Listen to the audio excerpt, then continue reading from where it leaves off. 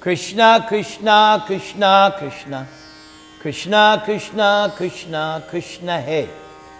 Krishna, Krishna, Krishna, Krishna. Krishna, Krishna, Krishna, Hey. Krishna, Krishna, Krishna, Krishna. Krishna, Krishna, Rakshamam. Krishna, Krishna, Krishna, Krishna. Krishna, Krishna, Pahimam. Rama, Raghava, Rama, Raghava. Rama, Raghava, Rakshamam. Krishna, Keshava, Krishna, Keshava. Krishna, Keshava, Pahimam. Nama Om Vishnu Padaya, Krishna Preshthaya, Bhutale, Srimate Bhakti Vedanta, Swamin Iti Namne. Namaste Saraswati Deve, Gaudavani Pracharane, Nirvishesha Shunyavadi, Paschatya Desha Charane. Sri Krishna Chaitanya Prabhu Nityananda, Sri Advaita Gadadhara, Sri Vasa Adi Gaura Bhakta Vrinda. Hare Krishna, Krishna Krishna, Hare Hare, Hare Rama, Hare Rama, Rama Rama, Hare Hare. Haraye Nama Krishna Yadavaya Namaha. Gopala Govinda Ram Sri Madhusudana. Om Apavitra Pavitrova Sarva Avastangatopi Va Ya Smarit Pundarika Aksham Sabhaya Abhyantara Shuchi. Sri Vishnu, Sri Vishnu, Sri Vishnu, Sri Vishnu. Om Jnana Timarandasya, Jnana Anjana Shalakaya, Chakshur Unmilitang Yena, Tasmai Sri Gurave Namaha. Mukang Karoti Vachalam, Pangam Langhayate Girin, Yat Kripa Tamahang Vande, Sri Gurun Dinataranam. Yat Kripa Tamahang Vande, Parama Ananda Madhavam. Tridadapi Sunichena, Tarar Iva Sahishnuna, Amanina Manadena, Kirtaniya Sadahari. Harer Nama, Harer Nama, Harer Nama Eva Kevalam. Kalo Nastyeva, Nastyeva, Nastyeva Gatir Anyata. Om Namo Bhagavate Vasudevaya. Om Namo Bhagavate Vasudevaya. Om Namo Bhagavate Vasudevaya. So we're still in the prayers of the personified Vedas, and tonight we're going to do 3 scenes. First, scene number 10 is an explanation of 3 verses in the 6th chapter of Bhagavad Gita. The Vedas personified continued. Dear Lord Krishna, when a person is able to purify his or her mind, senses, and intelligence by engaging them in devotional service, in full Krishna consciousness, one's mind becomes his or her friend. Otherwise, one's mind is always one's enemy. When the mind is engaged in devotional service of Lord Krishna, it becomes the intimate friend of the living entity, because then the mind can think of the Supreme Lord always. Your Lordship is eternally dear to the living entity, so when the mind is engaged in thought of you, one immediately feels the great satisfaction for which he or she has been hankering life after life. When one's mind is thus fixed on the lotus feet of the Supreme Personality of Godhead, one does not take to any kind of inferior worship or inferior process of self-realization. By attempting to worship a demigod, or by taking to any other process of self-realization, the living entity becomes a victim of the cycle of birth and death, and no one can estimate how much the living entity becomes degraded by entering the abominable species of life, such as the cats and dogs.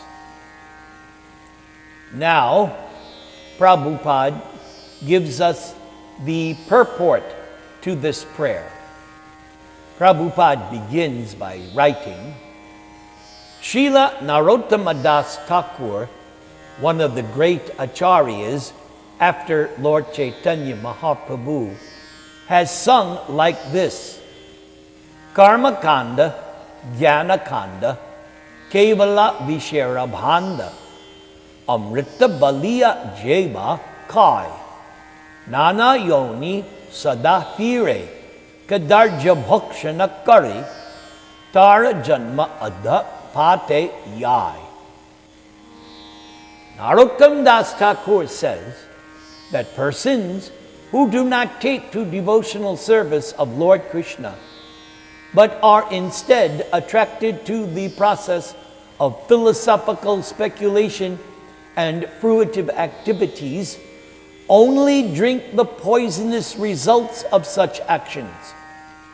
Such persons are forced to take birth in different species of life and are driven to adopt obnoxious practices like meat eating and intoxication. Materialistic persons generally worship the transient material body and forget the welfare of the spirit soul within the body. Some take shelter of materialistic science in order to improve bodily comforts, and some take to the worship of demigods in order to be promoted to the heavenly planets. Their goal in life is to make the material body comfortable while forgetting the interest of the spirit soul. This is similarly explained in the first canto of Srimad Bhagavatam, where it is just like someone taking very good care of the cage of the bird, but failing to feed the bird. So although taking care of the cage, because the bird in the cage has been neglected, the bird dies. Such persons are described in the Vedic literature as suicidal, because attachment for the material body and its comforts forces the living entity to wander through the process of birth and death perpetually and suffer the material pangs as a matter of course. The human form of life is a chance for one to understand his or her real original position as eternal servant of Krishna. That's important. I'm going to repeat that. The human form of life is a chance for one to understand his or her real original position as eternal servant of Krishna. And so, the most intelligent person takes to devotional service just to engage his or her mind, senses, and body in the service of Lord Krishna without deviation. Now, you will get my explanation of all of this. Here is what I have composed. This episode of the prayers of the personified Vedas is a further explanation of what Krishna says in chapter 6 of the Gita.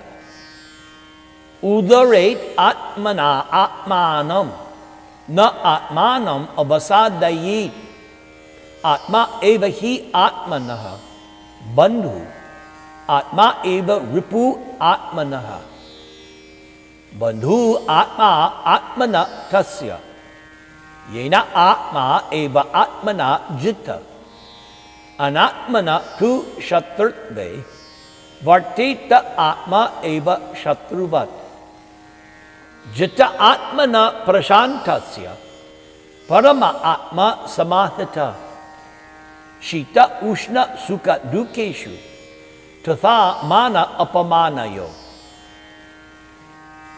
The conditioned soul must deliver him or herself by means of controlling the mind, which is the sixth sense, or the inner subtle body. The yogi is warned not to allow oneself to become degraded by one's day-to-day activities. In this way, the mind can be either one's friend or enemy. The mind becomes one's best friend when the mind is conquered by the living entity, and conversely remains as an enemy for one who has failed to control the powerful mind. And once one has successfully conquered over the dictates and whims of the mind, one becomes tranquil and is considered to have completely approached the supersoul within the body, and that is Krishna dwelling within one's heart. In this condition, one no longer is affected by the dualities of material existence. In the Gita, the power of the mind is expressed by Arjuna when he confesses to Krishna in chapter 6 after hearing the yoga system summarized by Krishna. Arjuna says, Ya ayam yoga tvaya prokta samyena madhusudan etasya aham na pashyami chanchalat vat sthatim stiram chanchalang hi manak krishnam pramathi balavat dridham tasya aham nigraham manye vayo iva su dushkaram. After hearing the summary of the yoga system from Krishna, Arjuna frankly admitted his inability to perform such yoga meditation. Arjuna addressed Krishna by his name, Madhusudana, saying that Arjuna cannot see himself as a yogi because the mind is chanchalatvat, restless and unstable. Arjuna further describes his mind by the word pramati, agitating, by the word balavat, strong, by the word dridham, obstinate, and ultimately vayor iva sa dushkaram, as difficult as trying to tame a raging hurricane. Now, in the Gita, at first, Krishna agrees with Arjuna, saying, Asankshayam. Undoubtedly, what Arjuna is saying is true, that the mind is durnigraham, difficult to curb. However, Krishna points out that the mind can be controlled, kriyate, if one practices any yoga practice according to the shastric rules and regulations. And one also has a vairagya, detached understanding of life. That vairagya is explained by Srila Prabhupada in his Gita purports. Quote, "In the present age, no one can observe the strict rules and regulations of placing oneself in a sacred place, focusing the mind on the Supersoul, restraining the senses and mind, observing celibacy, remaining alone, etc. But by the practice of Krishna consciousness, however, one engages in 9 types of devotional service to Krishna. The first and foremost of such devotional engagements is hearing about Krishna.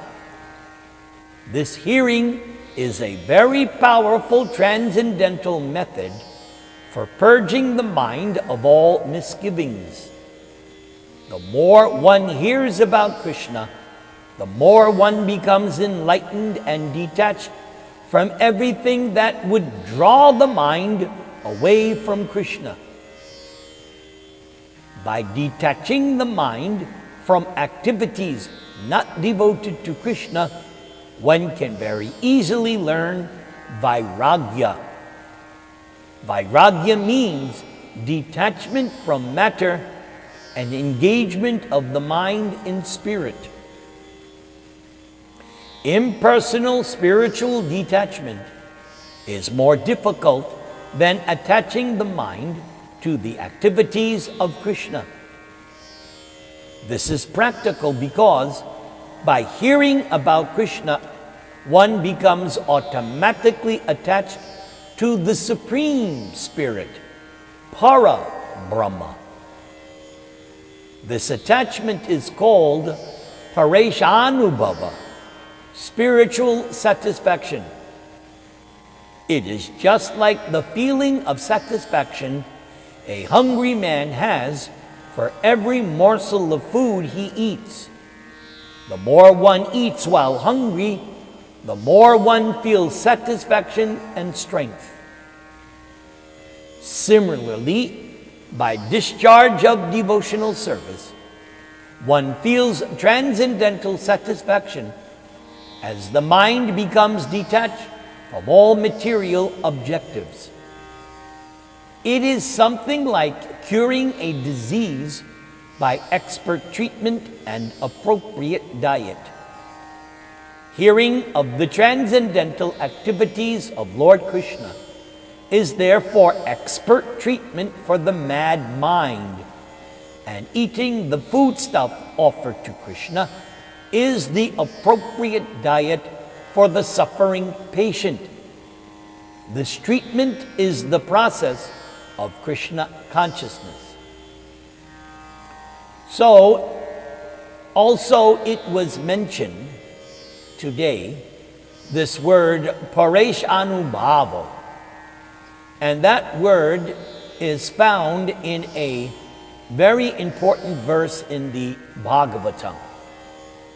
Bhakti Pareshanubhavo Viraktir Anyatra Chaisatrika Eka Kala Prapadyamanasya Yathashanata Syus Tushti Pushti Kshud Apayo Nu Gasam. Devotion, direct experience of the Supreme Lord, and detachment from all other material things, these 3 occur simultaneously for one who has taken shelter of the Supreme Personality of Godhead. In the same way that pleasure, nourishment, and relief from hunger come simultaneously and increasingly with each bite for a person engaged in eating. Srila Jiva Goswami, the greatest of the Vaishnava scholars and disciple of Lord Chaitanya Mahaprabhu, has explained this analogy as follows. Bhakti or devotion may be compared to tushti, satisfaction, because they both take the form of pleasure. Pareshanubhava means experience of the Supreme Lord, and pushti means nourishment. And these are analogous because both sustain one's life. Finally, virakti, detachment, and shuddha apaya, cessation of hunger, may be compared because both free one from further hankering so that one may experience shanti, or real peace. Hare Krishna, Krishna Krishna, Hare Hare, Hare Rama, Rama Rama, Hare Hare. So this scene number 11, I have entitled Explanation of Bhagavad Gita chapter 4 verse 11. The personified Vedas continued. Dear Lord Krishna, there are many mystic yogis who are very learned and deliberate in achieving the highest perfection of life. They engage themselves in the yogic process of controlling the life air within the body. Concentrating the mind upon the form of Vishnu and controlling the senses very rigidly, they practiced the yoga system. But even after much laborious austerity, penance, and regulation, they only achieve the same destination as persons who are inimical to you, Lord, and are killed by you. In other words, both the yogis and great wise philosophical speculators ultimately attain only the impersonal Brahman effulgence, which is automatically attained by the demons who are regular enemies of Lord Krishna and killed by him.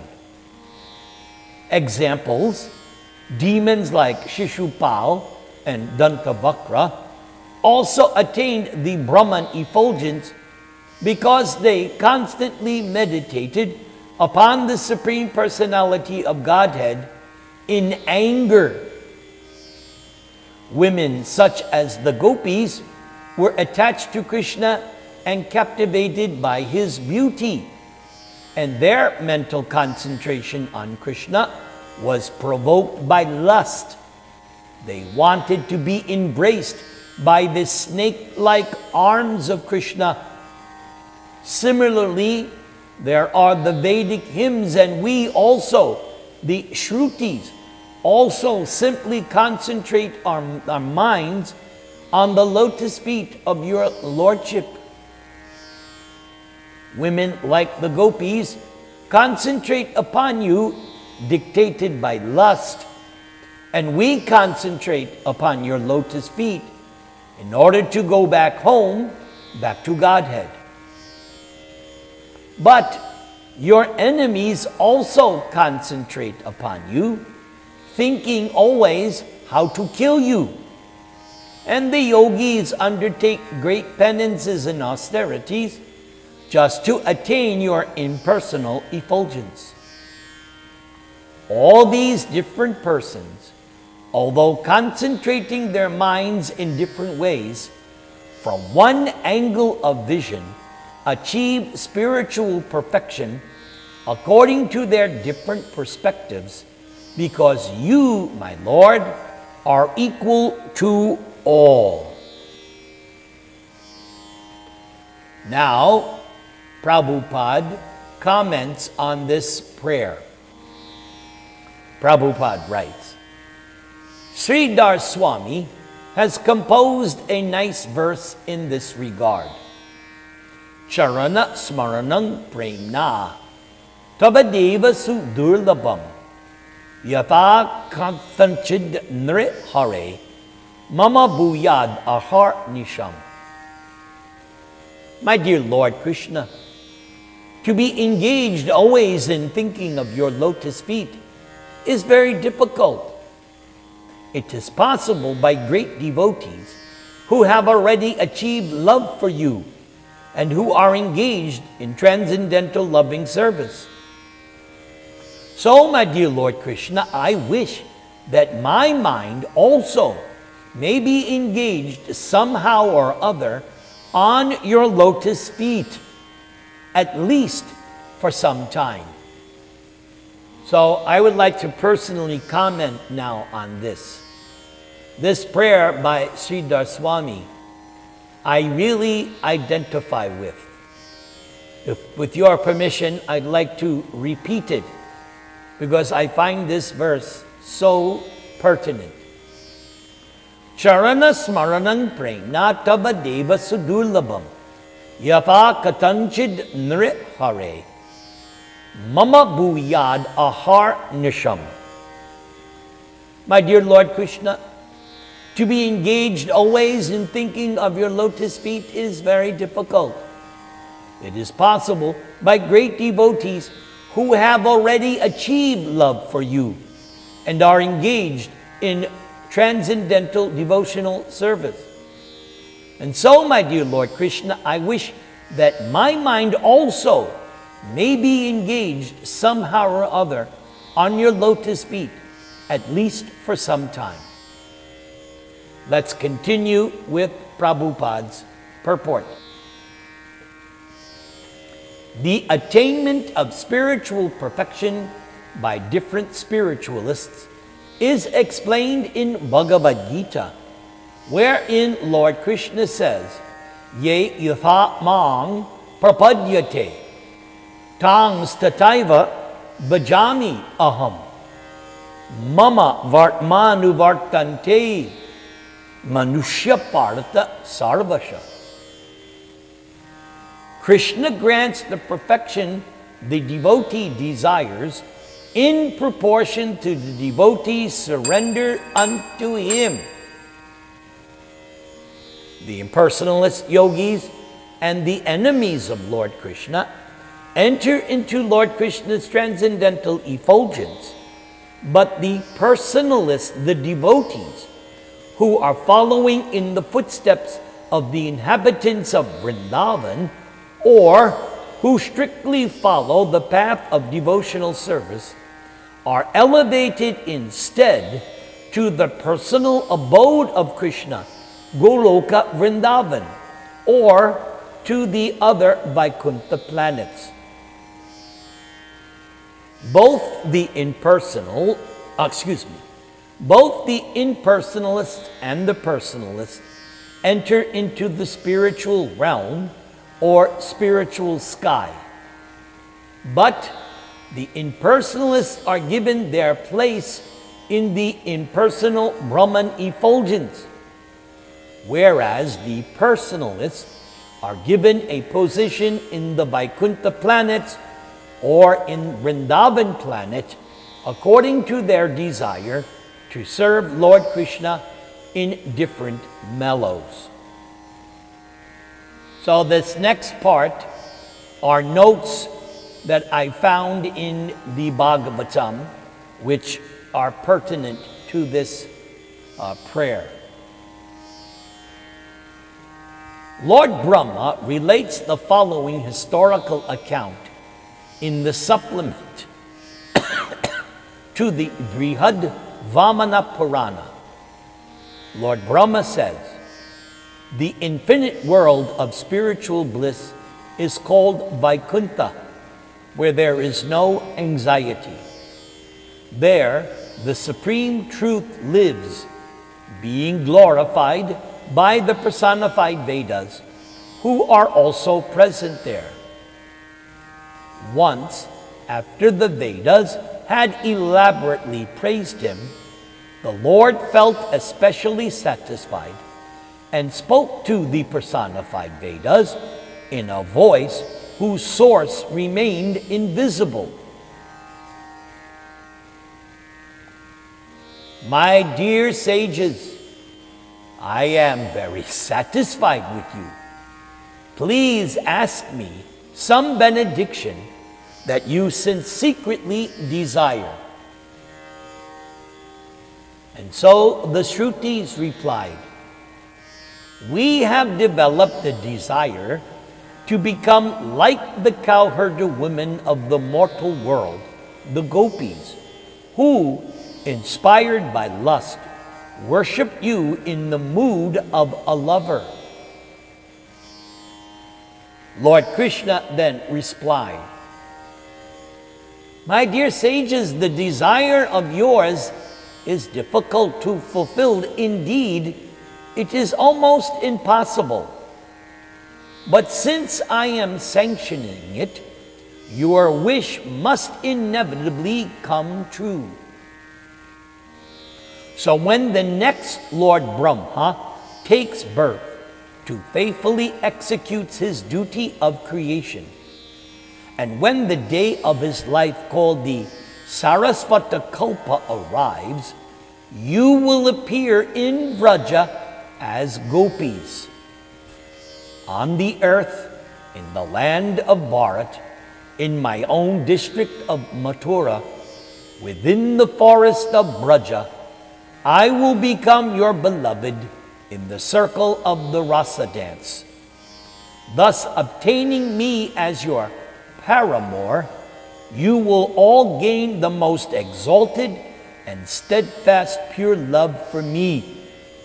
And in this way, you will fulfill all your ambitions. Lord Brahma then said, after hearing these words, the Shrutis, or Vedas personified, meditated on the beauty of the personality of Godhead for a long time. And when the designated time, which Krishna had indicated, ultimately arrived, they became gopis and obtained the association of Krishna. There is a similar account which can be found in the Shrishti Kanda of the Padma Purana, which describes how the Gayatri mantra also became a gopi. Regarding the development of bhakti, Lord Krishna further states in the Gopala Tapani Upanishad, quote, "By remembering me, one who is impure becomes pure. By remembering me, one who follows no vows becomes a strict follower of vows. By remembering me, one who is desireless desires to serve me. By remembering me, one who has studied no Vedic mantras becomes an expert knower of the Vedas." There is a verse in the Brihad Aranyaka Upanishad referring to the gradual steps in the process of becoming Krishna conscious. So this, I think, is very significant. Gradual steps in becoming Krishna conscious. Atmava are drastavya, shrotavyo mantavyo, nididhyasitavya. It is the self which must be observed, heard about, thought of, and meditated upon with fixed concentration. The idea here is that one should realize the Supreme Self as directly visible in his full personality by the following means. So here is the process. Hold on a second. So here is the process. One should first hear the instructions of a qualified representative of Paramatma and take the words of such a spiritual master into one's heart by offering him humble service and striving in all ways to please the Guru. One should then ponder the divine message of the spiritual master continuously, with the aim of dispelling all of one's doubts and misconceptions. Then, one can proceed to meditate on the Supreme Lord's lotus feet with total conviction and determination. So-called jnanis may think that the Upanishads praise nirvishesha, or impersonal realization of the Supreme, as being more complete and final than savishesha, or personal worship of the Supreme Godhead. All honest devotees, however, join in adhering to the devotional service of the Supreme Lord, always meditating with pleasure on Krishna's infinitely wonderful, variegated spiritual qualities. As in the words of the Shruti mantras, Yam evaisha vrinute tena labhyas, tas yaisha atma vivrinuti tanu swam. To that person who the Supreme Soul chooses, Krishna becomes attainable. To that person, the Supreme Soul reveals his personal form. Hare Krishna, Krishna Krishna, Hare Hare, Hare Rama, Rama Rama, Hare Hare.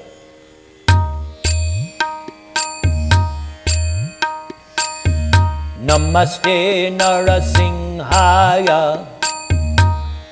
Prahlad Ahlad Dayane, Hiranya Kashi Purvaksha,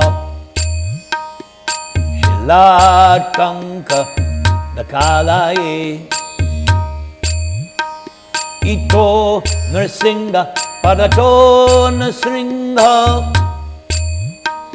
Yato Yami Tato Nrsimha, Bahir Nrsimha, Hridaye Nrsimho, Nrsimham Ading Sharanam Prapadye, Tavakara Kamala Vare Nakam Adbhuta Sringam, Dalita Hiranya Kashipu Tanubringam, Keshavadrita Narahadi Rupa, Jai Jagadisha Hare, Jai Jagadisha Hare, Jai Jagadisha Hare, Keshavadrita Nrsimha Rupa, Jai Jagadisha Hare, Jai Jagadisha Hare, Jai Jagadisha Hare, Jai Jagadish, Jai Jagadish, Jai Jagadisha Hare. All right?